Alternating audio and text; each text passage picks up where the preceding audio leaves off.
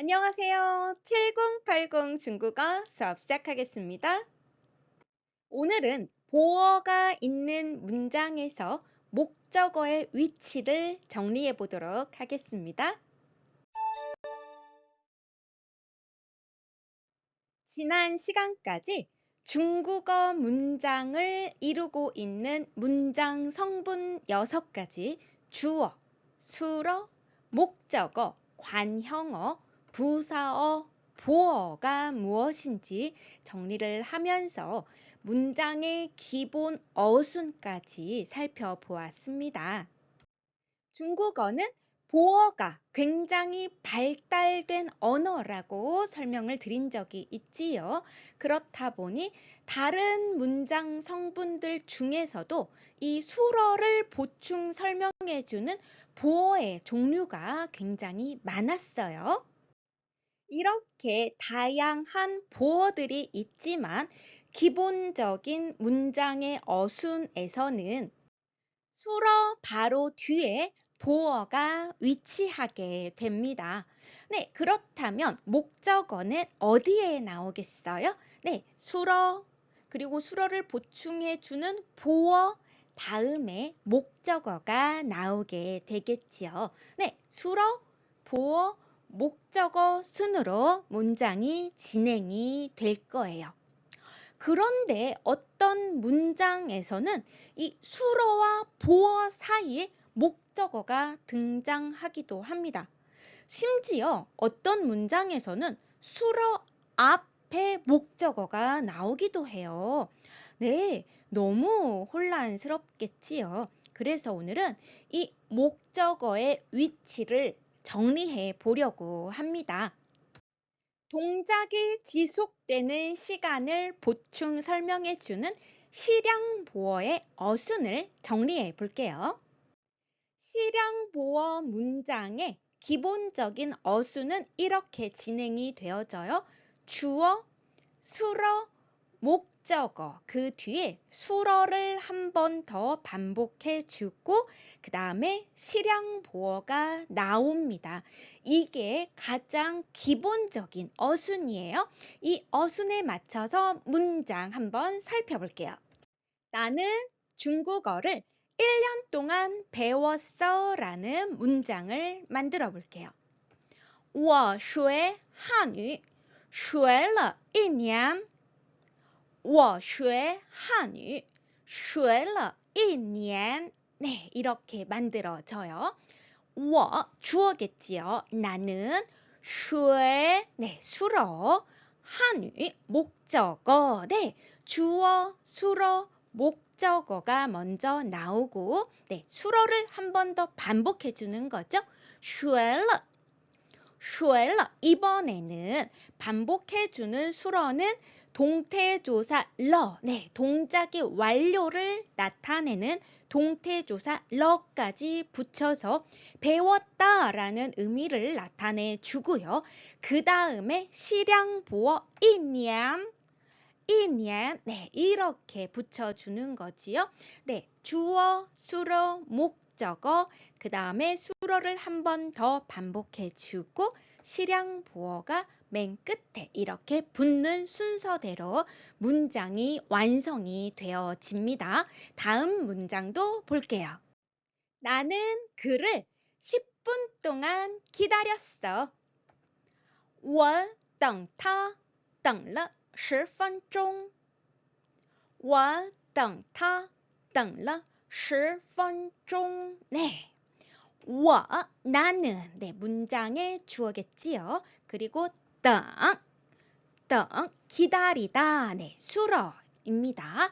그리고 그를 이니까 타 네, 목적어겠지요. 그 다음에 수어를 한 번 더 반복해 주는 거예요. 等了 네, 等이라는 동작의 완료를 표현해 주었습니다.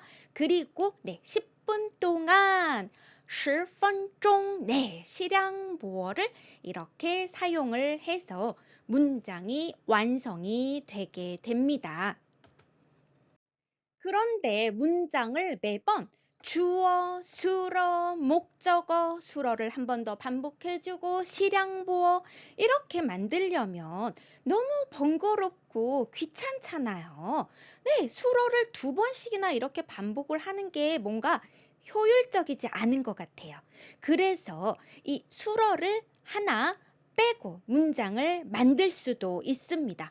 그런데 이때 이 목적어가 일반 목적어인지 아니면 대명사 목적어인지에 따라서 어순이 살짝 달라집니다.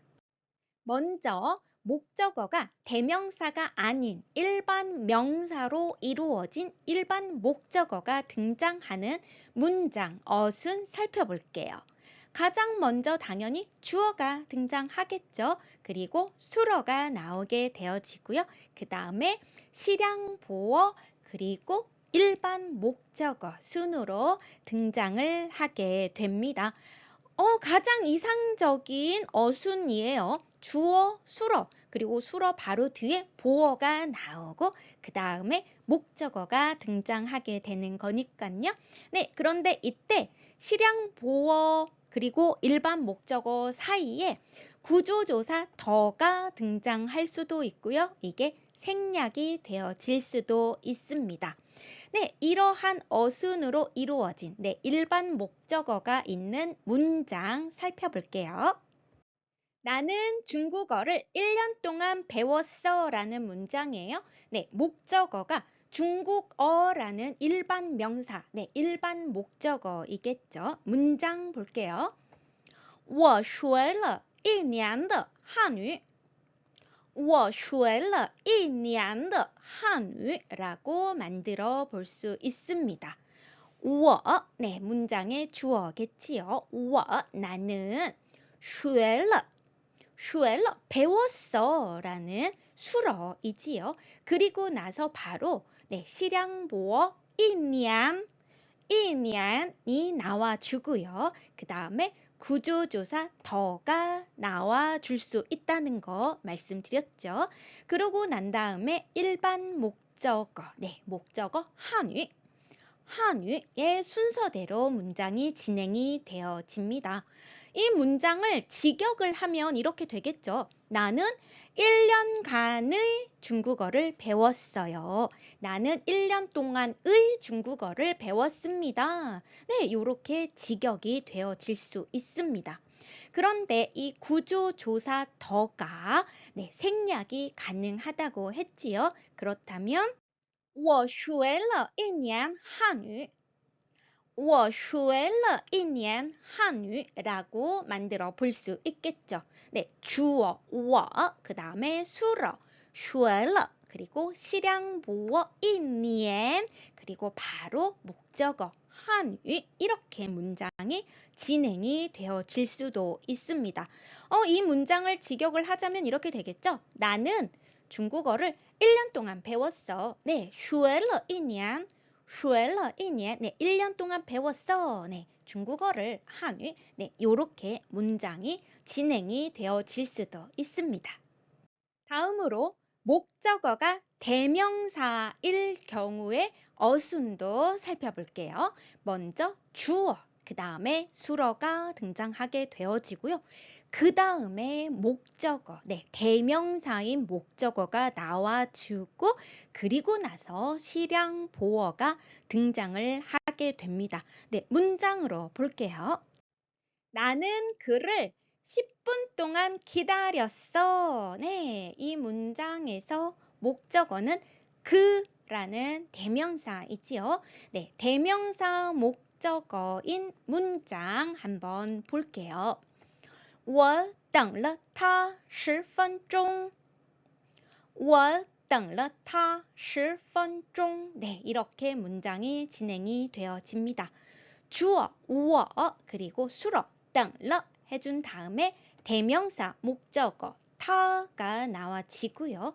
그리고 난 다음에 실양보어 10分钟. 네, 이러한 순서대로 문장이 진행이 되어집니다. 목적어가 일반 명사일 때 혹은 대명사일 때의 어순은 전 강의에서 이미 다 다뤘던 적이 있어요. 예전 영상 찾아보시면 다 있습니다. 그런데 네, 오늘은 하나 더 추가를 해드리려고 해요. 바로 목적어가 장소일 경우에 네, 장소 목적어인 네, 어순도 한번 정리를 해보려고 하는데요. 네, 주어, 수러, 그리고 네, 장소 목적어가 나와지고요. 그런 다음에 실양 보어가 등장을 하게 됩니다. 네, 장소 목적어인 네, 문장도 한번 살펴볼게요. 나는 한국에 온 지 3년이 되었다라는 문장이에요. 我来韩国3年了。我来韩国3年了라고 문장이 만들어집니다. 네, 我 나는 주어이지요. 그 다음에 来네, 수로 그런 다음에 네, 목적어 한국어가 등장해 주고요. 그러고 난 다음에 실양보어 3년 네, 이러한 순서대로 문장이 이루어집니다. 네, 사실 이 문장에서 살짝 숨겨진 비밀이 있어요. 네, 아까 뭐 장소 목적어이기 때문에 주어, 수러, 장소 목적어 그리고 실양보어 순으로 진행이 됩니다 라고 했지만 여기에서 정말 숨겨진 비밀은 바로 이 lie예요. lie, 네, 오다라는 이 동작에 이 문장의 비밀이 숨겨져 있습니다. 네, 아까 만들어 보았던 1년 동안 배웠어 혹은 10분 동안 기다렸어. 네, 배우다, 기다리다 라는 동작과 이 lie라는 동작에는 아주 큰 차이점이 있습니다. 네, 기다리는 것은 네, 딱 단발적으로 끝나는 동작이 아니라 계속해서 기다리는 거죠. 배우다 역시도 단발적으로 한번 딱 배우는 게 아니라 네, 그 지속 시간, 배우는 동작의 지속 시간을 네, 표현할 수가 있어요. 그런데 오다라는 동작은 어떻죠? 오는 동작, 한국에 오는 동작은 네, 3년 동안 오고 있는 게 아니라 3년 전에 딱 와서 온 지 3년이 되는 것을 표현을 하고 있는 거잖아요. 네, 오고 있는 동작의 지속 시간을 말을 하고 있는 것이 아니라 온지 딱 왔던 그 시간으로부터 네, 한국에 온 그 시간으로부터 그 뒤의 시간이 3년이 되었다라는 것을 표현해 주고 있어요. 네, 좀 뭔가 다른 게 느껴지시나요? 배우는 동작이 1년 동안 지속이 된 거랑 네, 기다리는 동작이 10분 동안 지속이 된 거랑 네, 그거는 하나의 묶음으로 봐줄 수 있지만 네, 한국에 오는 동작이 딱 끝나고 그러고 난 다음에 3년이 지났다는 거. 네, 요 차이점을 네, 느끼셔야 돼요. 요 차이점이 살짝 느껴지신다면 네, 요 문장이 이해가 되실 거예요. 네, 라이 한국어 한지 한국에 온 지 3년이 되었어. 이러한 개념으로 문장을 바라보신다면 굳이 구태여 문장의 어순을 외우지 않더라도 충분히 우리가 표현을 할 수가 있습니다. 네, 한국에 온 지 3년이 되었다. 그래서 라이 한국어 한지 3년이 되었어. 3年了. 요 문장이 이해가 되어지실 수 있어요. 네, 어순을 너무 어렵게 외우려고 하지 마세요. 어순을 외워서 문장을 만드는 것은 사실 저도 어려워요. 이렇게 저는 천재적으로 어순이 딱 머리에 들어가서 기계적으로 말을 하는 거 저도 못합니다. 이해가 되어지고 납득이 되어져야 문장을 만들 수 있는 거예요. 네, 요 기본적인 네, 이해도가 있으신 상태라면 충분히 우리가 이 문장 네, 할 수 있습니다. 네, 나는 한국에 온 지 3년이 되었어. 我来韩国3年了. 네, 어순으로 외워서 하지 마시고요. 이해를 하시고 말하실 수 있으셨으면 좋겠습니다. 다음으로 동작이 진행된 횟수를 보충 설명해 주는 동량보어의 어순을 정리해 보도록 하겠습니다. 동량보어의 어순도 목적어가 일반 명사인 일반 목적어인지 아니면 대명사 목적어인지에 따라서 네, 어순이 달라져요. 먼저 일반 목적어, 일반 명사가 목적어인 문장의 어순은 주어, 수러, 그리고 동량보어 다음에 일반 목적어가 등장합니다. 이것은 아까 보았던 실량보어랑 같지요. 네, 주어, 수러 다음에 바로 보어가 나와주고 그 다음에 목적어가 등장하는 순서. 네, 굉장히 이상적인 어순이에요. 그리고 목적어가 대명사일 때 어순은 주어, 수러, 그 다음에 대명사 목적어가 나와주고요. 그리고 난 다음에 동량보어 순으로 진행이 되어집니다. 네, 문장 살펴볼게요. 먼저 나는 중국 음식을 2번 먹어본 적이 있어. 네, 목적어가 중국 음식이라는 일반 목적어 문장이지요. 네, 나는 중국 음식을 2번 먹어본 적 있다. 我吃过2次中餐. 我吃过2次中餐이라고 문장을 만들어 줄 수 있습니다. 我, 나는 주어겠지요. 그리고 吃过, 吃过, 네, 吃라는 동사 뒤에 그 동작을 해본 적이 있어 라는 경험을 표현해주는 동태조사 꾸어가 붙어 있는 수러입니다. 吃过, 먹어본 적이 있다 라는 수러겠지요. 그런 다음에 2次, 네, 2번이라는 동량보어가 나와주고요. 그리고 나서 중국 음식이라는 쫑찬, 네, 목적어가 등장하는 순서로 문장이 만들어집니다. 그리고 나는 그를 2번 만난 적이 있어. 네, 목적어가 뭐예요? 그라는 대명사입니다. 네, 대명사가 목적어인 문장. 네, 그를 2번 만난 적이 있다. 어떻게 표현이 되겠어요? 我见过他2次. 我见过他2次. 이렇게 만들어집니다. 네, 我, 나는, 네, 주어겠지요. 그런 다음에 见过, 见过, 네, 见, 만나다, 네, 만나는 동작을 해본 적이 있어 라는 의미의 수러, 见过. 그런 다음에 대명사 목적어 타가 나와주고요. 그리고 나서 동량보어 2次, 2次 이렇게 순서가 진행이 되어집니다. 이건 아까 보았던 실량보어의 어순과 네, 같지요. 네, 목적어가 대명사일 때는 수러와 보어 사이에 그 목적어가 등장을 하게 된다는 거. 네. 이걸 암기로 하는 거 역시 어려워요. 그냥 문장을 몇 번 연습해 주세요. 네, 문장 연습을 발음으로 해주시면 굳이 구태여 이 어순을 외우지 않더라도 네, 충분히 할 수 있습니다. 네, 어순을 외워서 네, 문장을 말하는 거 네, 쉽지 않아요. 네, 그래도 그냥 정리를 한번 해보고 있는 겁니다. 그리고 목적어가 장소 목적어일 때는 주어, 수러, 보어가 나온 다음에 목적어가 등장할 수도 있고요. 주어, 수러, 장소 목적어, 동량보어 순으로 진행이 되어질 수도 있습니다. 그러니까 목적어를 이렇게 놔도 되고 저렇게 놔도 된다는 이야기예요. 네, 편한 대로, 나 편한 대로 표현을 하시면 된다는 이야기입니다. 문장으로 한번 볼게요.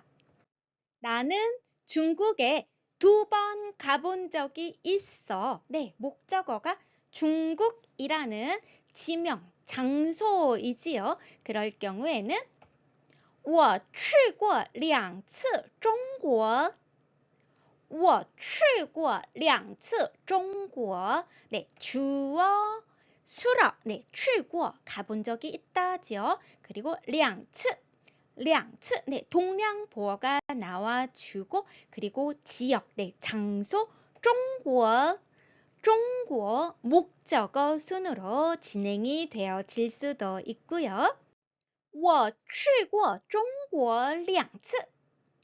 我去过中国两次. 네, 주어, 수러, 그 다음에 목적어가 나와지고 그 다음에 동량보어 이 순서대로 진행이 되어질 수도 있습니다. 네, 중국에 가본 적이 있어 2번. 네, 이러한 순으로도 문장이 진행되어질 수도 있습니다. 이어서 동작의 진행 방향을 보충 설명해주는 방향보어가 들어간 문장 어순 살펴볼게요. 일단 방향보어는 동작 뒤에 lie 혹은 취가 붙어서 단순한 방향을 보충 설명해주는 단순 방향보어도 있고요. 또 복합적인 방향, 올라오다, 올라가다, 내려오다, 내려가다와 같은 복합적인 방향을 보충 설명해주는 복합 방향보어도 있지요. 방향보어가 사용되어진 문장에서는 목적어가 장소인지 아니면 장소가 아닌 그 외에 일반 목적어인지에 따라서 어순이 달라지게 되어지는데요. 그 중에서 먼저 일반 목적어, 그러니까 장소가 아닌 목적어일 경우에 어순을 살펴볼게요. 네, 주어, 수러, 그리고 방향보어, 일반 목적어의 순으로 진행이 되어질 수 있습니다. 네, 아주 이상적인 그러한 어순이지요. 주어, 수러, 방향보어, 일반 목적어. 이 경우에는 방향보어가 단순 방향보어이든 아니면 복합 방향보어이든 전혀 상관없이 그냥 요 순서대로 진행이 되어질 수 있어요. 그런데 이 목적어가 수러와 방향보어 사이에 이렇게 들어올 수도 있습니다. 네, 조금 복잡해지지요. 네, 목적어가 그냥 방향보어 바로 뒤에 나와 줄 수도 있지만 수러와 방향보어 사이에 등장할 수도 있습니다. 그런데 이때 단순 방향보어면 상관이 없어요. 그냥 수러 놓고 목적어 놓고 단순 방향보어, 라이나 취가 나오면 되는데 복합 방향보어일 경우에는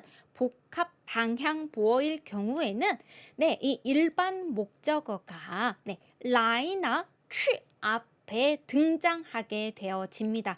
이건 문장 속에서 한번 살펴볼게요.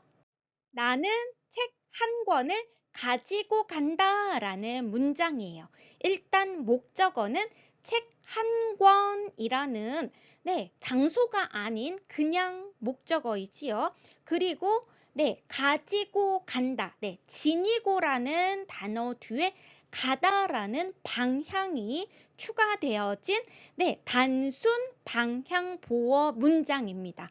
일단 문장을 먼저 볼게요. 我带去一本书.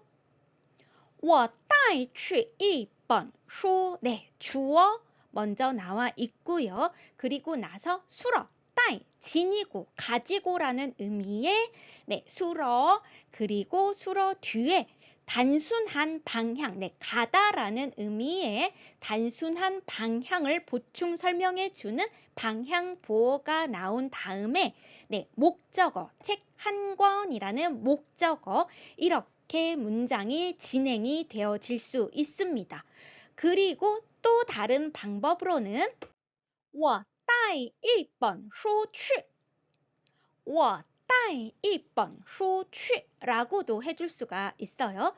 주어 我 나오고 수러 따이 지니고 가지고 라는 수러가 나와주고 그런 다음에 1번 수 목적어가 나오고 그리고 가다 라는 방향보어가 등장할 수가 있습니다. 그러니까 책 한 권을 지니고 간다. 이러한 순서로도 문장이 만들어질 수가 있죠.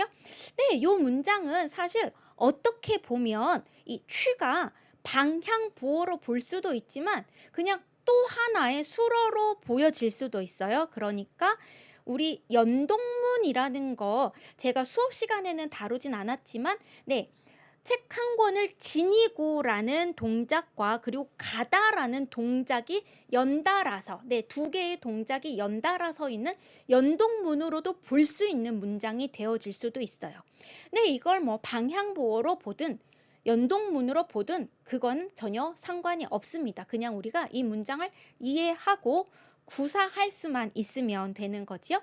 일단 목적어가 장소가 아닌 일반 목적어가 등장할 경우에는 방향보어가 목적어 뒤에 이렇게 나올 수도 있다는 거, 그것만 하나 생각해 주시면 될 것 같습니다. 또 다른 문장도 한번 볼게요. 나는 책 한 권을 가지고 돌아간다. 그러니까 책 한 권이라는 장소가 아닌 일반 목적어가 나와 주었고요. 그리고 지니고 가지고 돌아가다. 돌아가다라는 복합적인 방향보어를 사용한 문장입니다. 일단 첫 번째 방법으로 하면 수러, 방향보어, 그리고 난 다음에 목적어 이렇게 나와주면 되죠? 이건 좀 간단해요. 문장으로 볼까요? 我带回去一本书.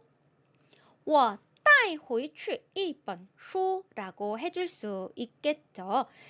我 주어 나와 주었고요. 그리고 수러, 带라는 수러가 나와주고 그런 다음에 그냥 복합 방향보어 때려 넣으면 돼요. 回去. 回去라는 방향보어 나와주고 그런 다음에 목적어, 2번 수, 굉장히 간단하게 문장을 만들어 볼 수가 있지요. 그런데 또 다른 방법으로 만들어질 때에는 我带回一本书去.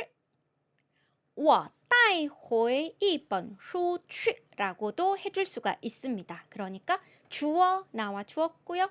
수러, 带, 수러 나오고 그리고 방향보어 회가 나와준 다음에 一本 书라는 목적어가 등장을 해주고 그 뒤에 라이나 취가 붙어준다는 거지요. 여기서는 가다라는 취가 이렇게 등장을 했습니다.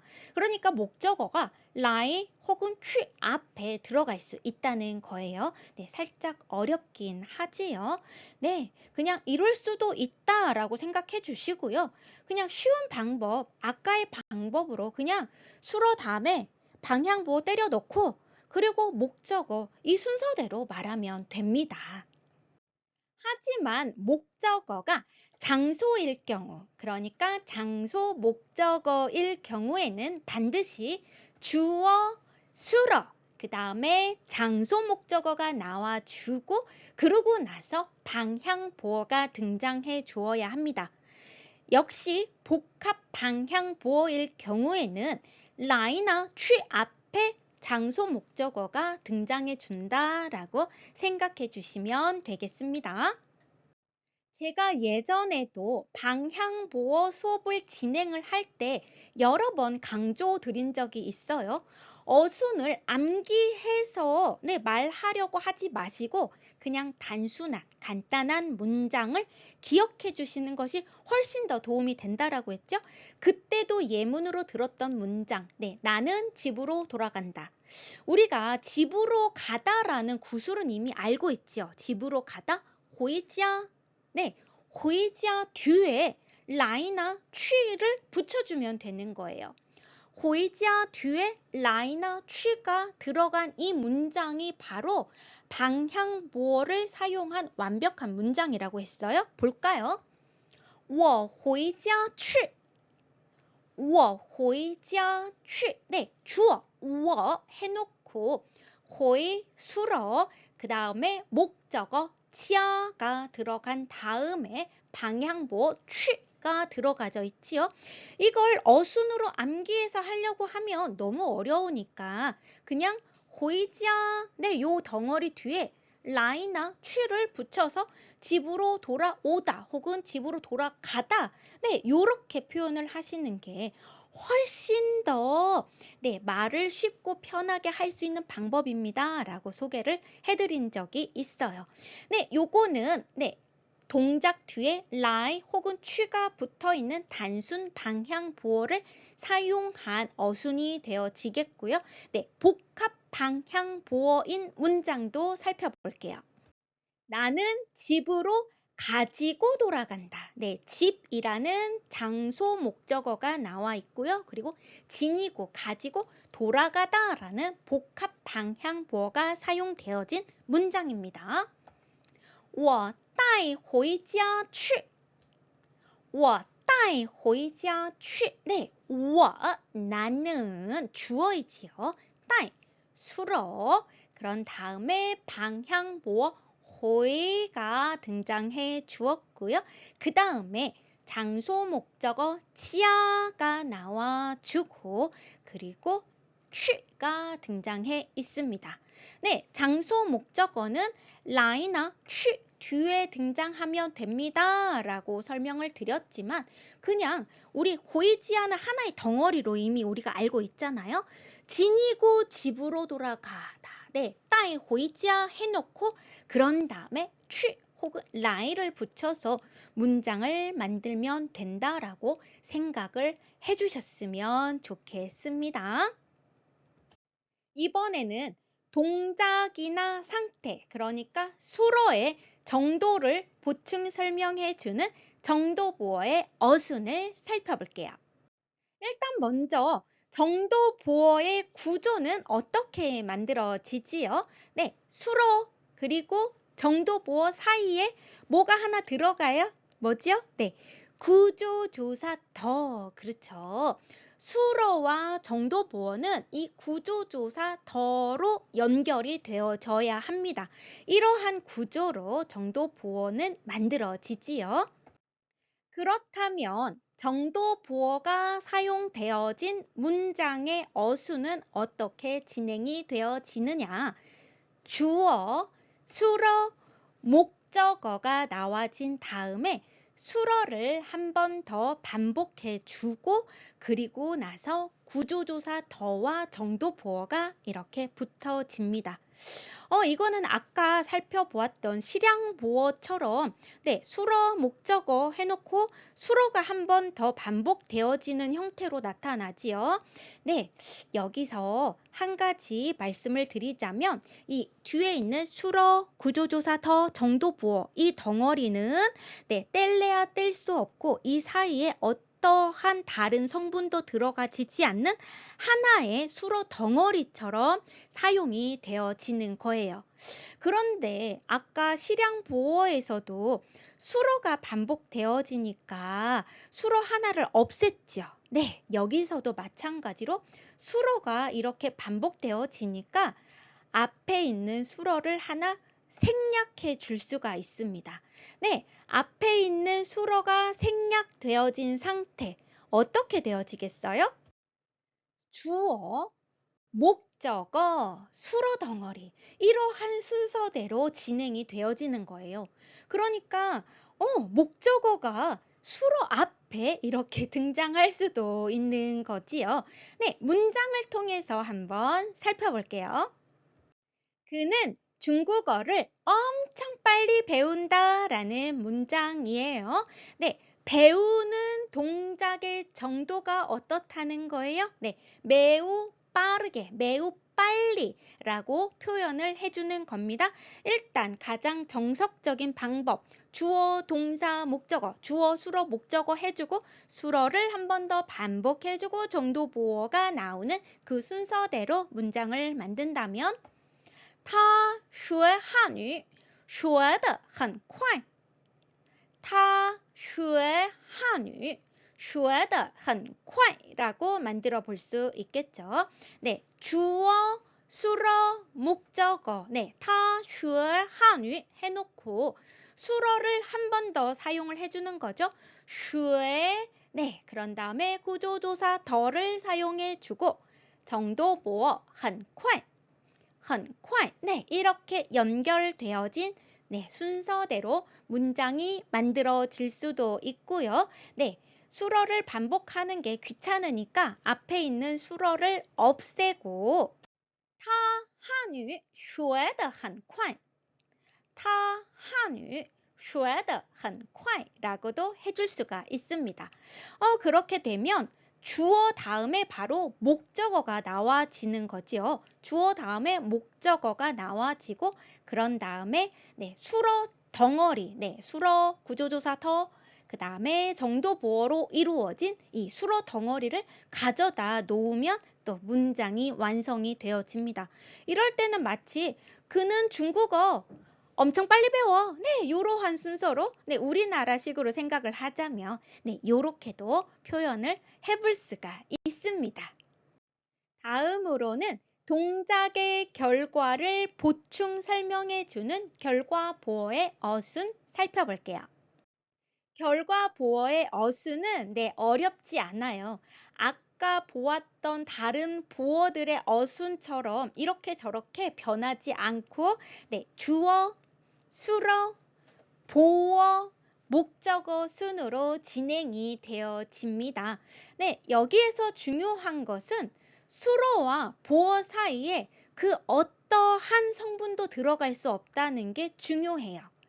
아까는 수어 뒤에 동작의 완료를 나타내주는 러라던가 동작의 경험을 나타내주는 꾸어 같은 그러한 성분들이 들어갈 수 있었죠. 하지만 결과 보어는 반드시 수어와 보어가 딱 붙어 있어야 돼요. 그 사이에 어떠한 성분도 들어갈 수 없는 것이 중요한 특징입니다. 이것만 조심해 주시면은 결과 보어의 문장은 만들기 쉬워요.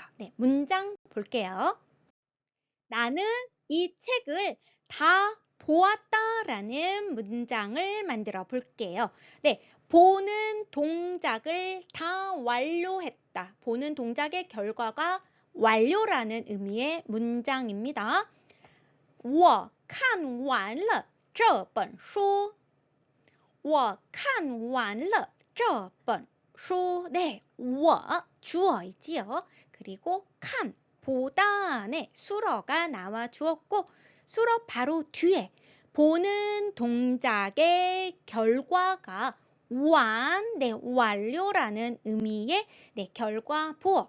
그런 다음에 보는 동작이 완료가 되었다는 것을 한 번 더 완료시켜주는 동태조사 러가 등장해주고 그런 다음에 목적어 순으로 진행이 되어집니다. 수어와 보어가 딱 달라붙어서 그 사이에 어떠한 성분도 들어갈 수 없기 때문에 굉장히 단순한 구조의 문장이 만들어질 수 있는 거예요. 여태까지는 이 수어와 보어 사이에 다른 성분들, 목적어가 들어갈 수도 있었고, 동태조사가 들어갈 수도 있었죠. 그래서 문장이 굉장히 복잡했는데 결과 보어는 쉬워요. 이렇게 그냥 수어 덩어리, 수어와 결과 보어로 이루어진 그러한 수어 덩어리를 딱 가져다 놓아주고 그런 다음에 목적어를 붙여주면 되는 겁니다. 드디어 마지막 보어입니다. 동작의 가능과 불가능을 보충 설명해주는 가능 보어 어순을 정리해 볼게요. 오늘 수업 좀 많이 길고 어렵죠. 보어의 어순을 정리를 하다 보니까 상당히 시간도 길어지고 조금 어렵고 지루하게 느껴질 수도 있는데 대신 뭔가 해냈다라는 뿌듯함은 있으실 거라고 생각을 합니다. 먼저 가능 보어는 어떠한 형태로 만들어지지요? 수어와 가능 보어 사이에 더 혹은 뿌가 들어가지는 형태로 나타나지요. 수어와 가능 보어 사이에 더가 들어가면 그 동작을 할 수 있다. 뿌가 들어가면 할 수 없다. 이러한 형태로 만들어집니다. 그런데 이때 이 가능 보어는 어떠한 성분으로 이루어지나요? 결과 보어 혹은 방향 보어로 이루어지게 되지요. 이거는 가능 보어를 들었던 영상을 통해서 반드시 확인을 해주셔야 돼요. 그냥 이 영상만 가지고는 도저히 이해가 되실 수 없을 겁니다. 반드시 예전 영상으로 이미 다 학습이 이루어진 상태에서 이 어순편을 보셔야 이해가 되어지실 거예요. 가능보어를 사용한 문장의 어순은 주어, 수러, 그리고 구조조사 더 혹은 뿌가 나와지고 그런 다음에 가능보어, 그런 다음에 목적어가 등장합니다. 이때도 역시나 수러, 구조조사 더 혹은 뿌 그리고 가능보어는 하나의 덩어리가 되어져서 이 사이에는 그 어떠한 성분도 들어갈 수가 없습니다. 그래서 이걸 그냥 하나의 수러 덩어리로 보셔도 되실 것 같아요. 나는 이 책을 읽고 이해할 수 있어 라는 문장을 살펴볼게요. 읽는 동작의 결과, 이해하는 것을 할 수 있어 라는 문장이 되어지는 겁니다.